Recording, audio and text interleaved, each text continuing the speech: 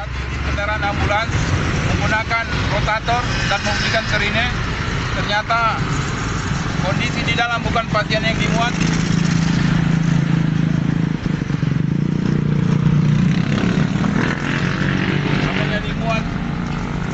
Yang dimuat adalah roda 2 tanpa surat-surat.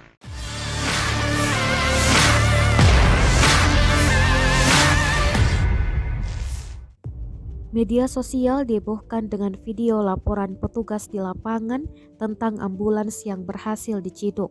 Ambulans tersebut menyalakan sirine dan lampu strobo layaknya sedang membawa pasien kawat darurat.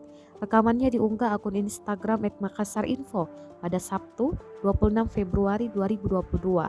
Dalam keterangan unggahan disebutkan ambulans melaju kencang, bunyikan sirine dan nyalakan rotator, tapi isinya bukan pasien tapi sebuah motor. Petugas Ditlantas Polda Sulsel yang awalnya curiga lalu memberhentikan ambulans tersebut di Jalan Poros Maros Makassar pada Kamis 24 Februari 2022 kemarin.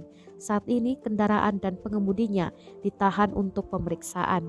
Terlihat motor metik berwarna hitam diikat di dalam mobil. Polisi tersebut mengatakan motor itu tidak memiliki surat-surat lengkap.